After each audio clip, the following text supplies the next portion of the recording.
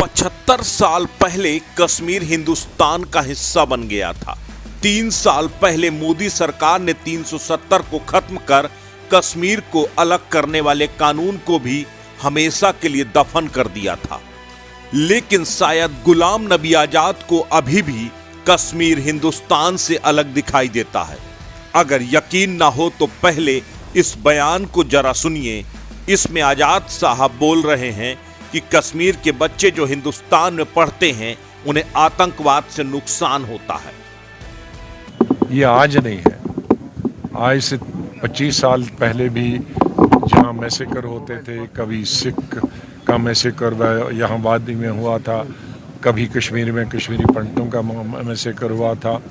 मैं ये नहीं कहता कि खाली कश्मीरी पंडित और सिख मारे गए, हिंदू मारे गए, मुसलमान भी हजारों की तादाद में कई गुना मारे गए।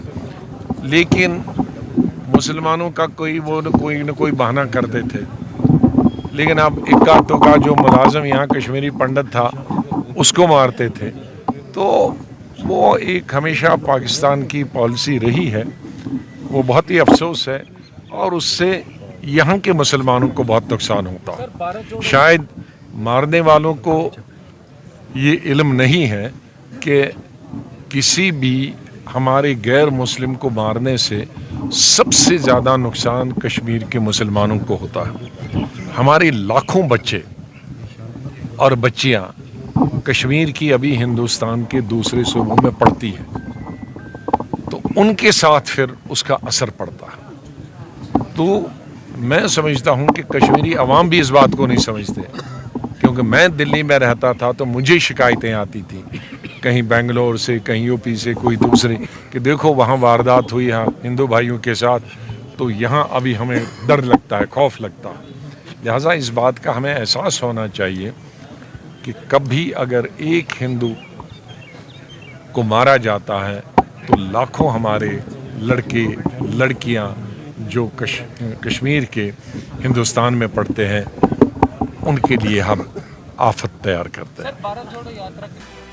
इस बयान को गौर से बार बार सुनिए।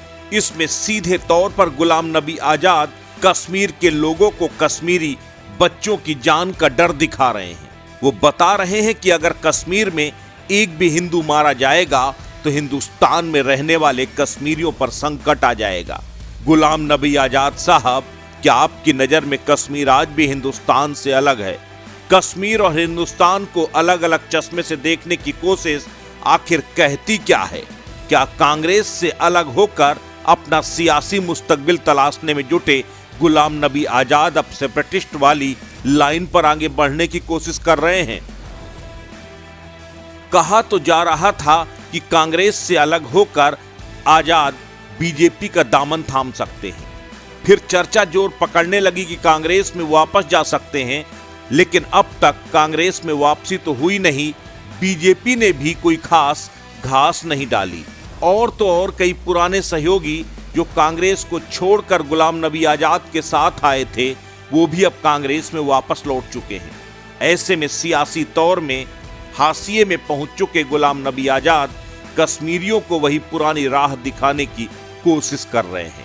शायद उन्हें लगता है कि अगर कश्मीरियत को जगाना है तो हिंदुस्तान और कश्मीर में फर्क समझाना होगा। लेकिन गुलाम साहब, गुलामी की मानसिकता छोड़िए और समझिए नए भारत का कश्मीर है। वो कश्मीर जहां आप हिंदुस्तान का तिरंगा शान से फहराते हैं, जहां के कश्मीरी अब हिंदुस्तान को मादरे वतन मानते हैं और हिंदुस्तान जिंदाबाद के नारे लगाते हैं। अब कश्मीर के अंदर बांटने की राजनीति नहीं बल्कि जोड़ने की राजनीति चलेगी। अस्तित्व न्यूज के लिए ब्यूरो रिपोर्ट।